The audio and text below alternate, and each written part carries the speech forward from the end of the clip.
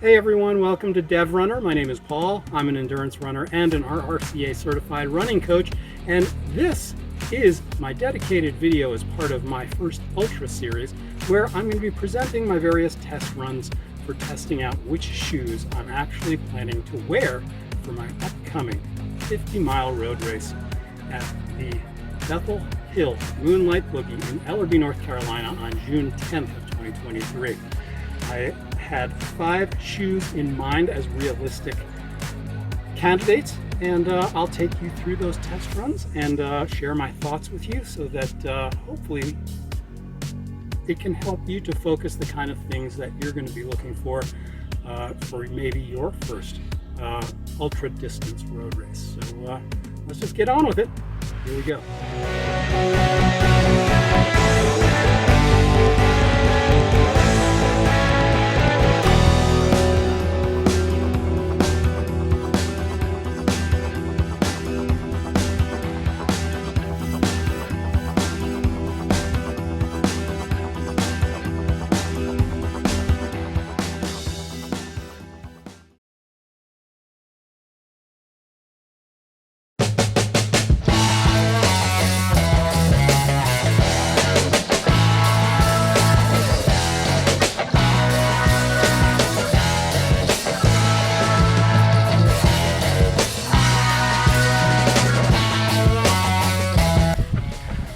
Alright folks, I'm about 2.5 miles into my hill workout of 10 miles, wearing the Nike Vaporfly 2s to see if they are comfortable enough and leave me feeling resilient enough to possibly go 50 miles. Now, so far, my guesses as to the way they perform are pretty much right on the money. The Zoom X is nice and squishy. The carbon plate kind of gives you the snap you'd expect from a top-end super shoe, but the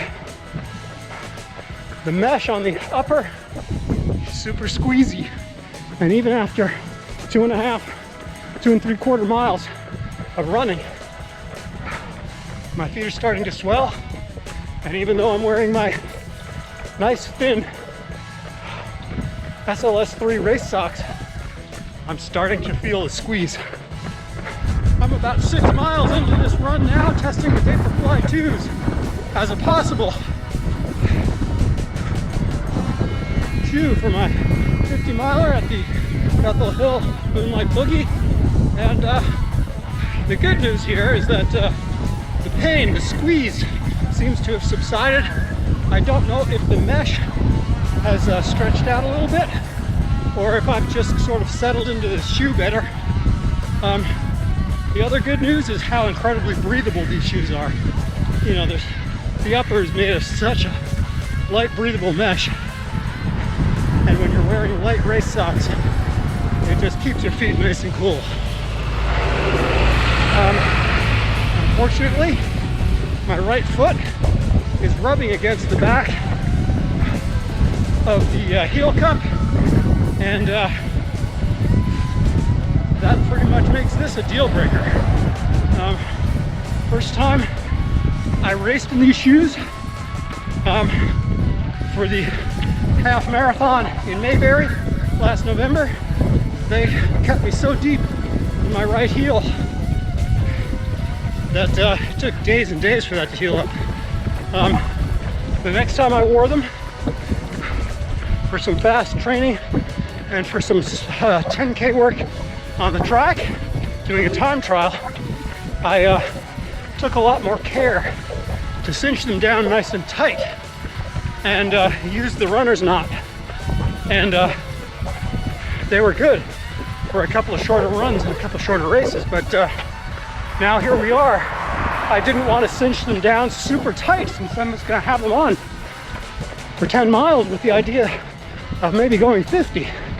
And unfortunately, without locking these shoes down super rock solid on my right foot,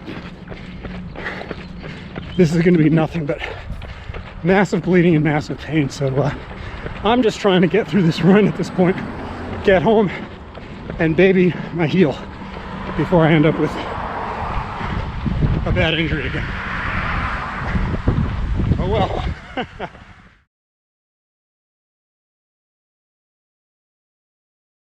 I'm about to head out for 16 miles of hills in the rain and the wind and the fun.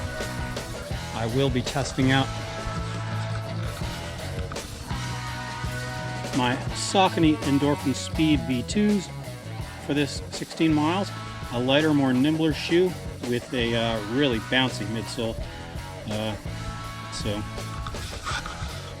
I'll report on that in the latter half of the race, just to let you know how my feet feel, if they're fresh enough, you know, for me to even consider going 50 miles in the shoe. But more on that later on.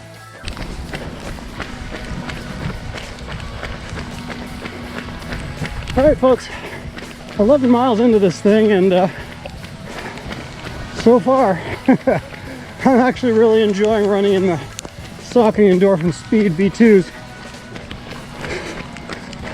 The upper is so nice and breathable that it's actually shedding the water fairly well, and they don't feel heavy despite being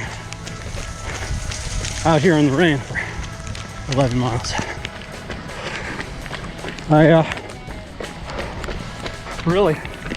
I'm happy with these, and if I feel this good, this fresh, 11 miles in on a pair of shoes that already have 250 miles on them, my fresh pair in the closet really may be exactly what I need. I feel nimble, fresh, and bouncy, at least for part of the race.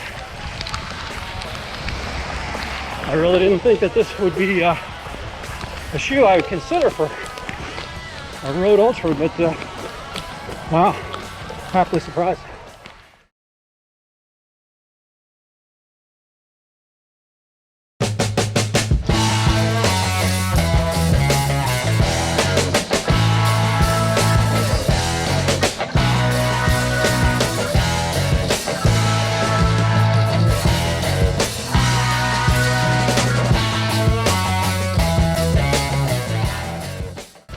Folks, I'm out here in the 85-degree heat and high humidity, testing out yet another pair of shoes that are candidates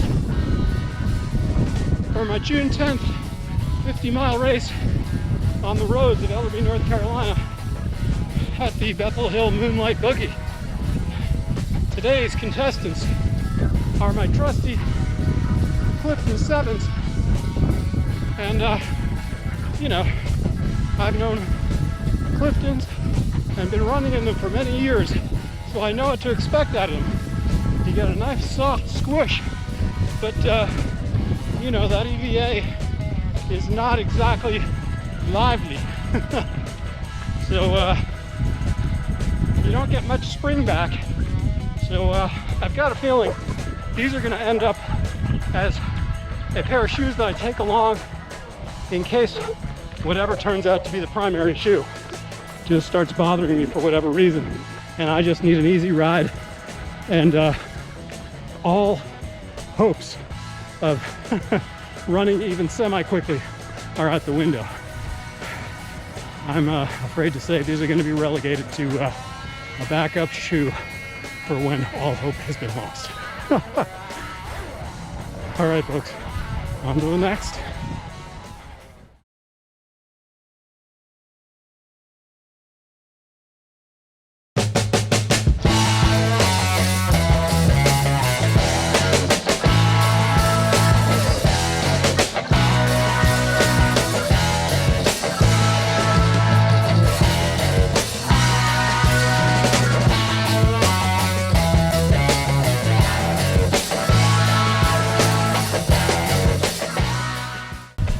All right, I'm about 4 miles into the run now with the New Balance Fresh Foam More V3s.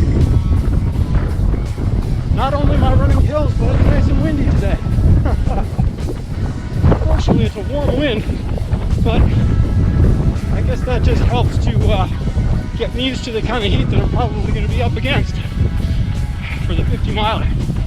Now, as far as my impression of the shoes, wow, wow, wow.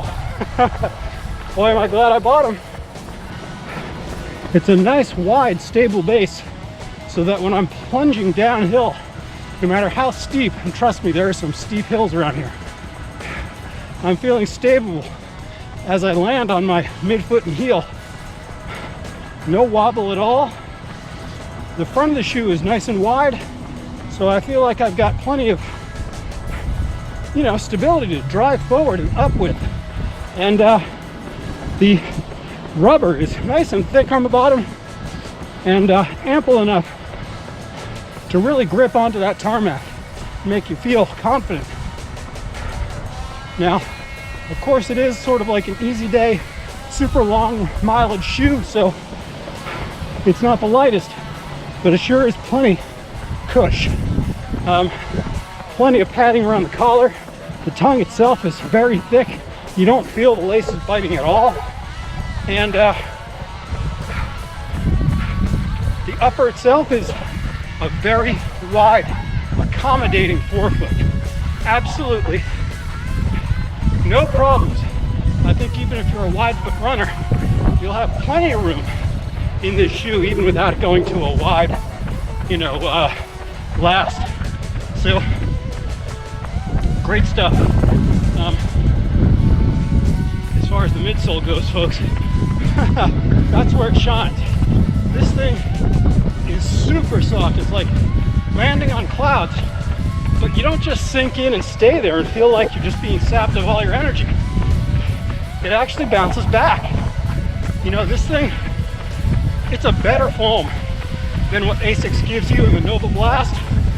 It's far better foam than what Hoka gives you in the Clifton.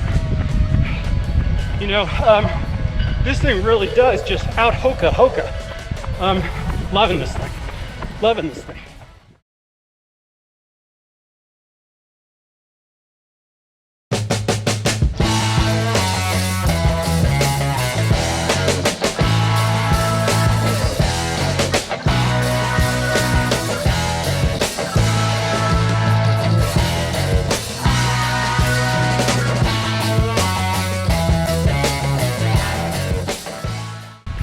Hey folks, I'm out for another test run in my Saucony Xon Freeze to see if they really are going to be in the running as my race day shoe for the Bethel Hill Moonlight Boogie in a mere 6 days.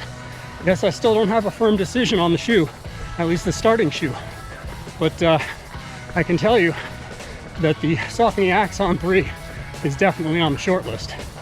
It's a great combination of firmness, responsiveness, but still you've got plenty of midsole to absorb the shock from the roads when you're going super long. And while the upper is not really super breathable, I'm more worried about comfort, which it has plenty of. And the grip is super grippy. I've even been out in some damp conditions at this point with this shoe and feel really good about it. So stay tuned for my final thoughts on all of the shoes that I'm considering and see if you agree with my conclusions and see if this helps you with your choice of footwear for your next road ultramarathon.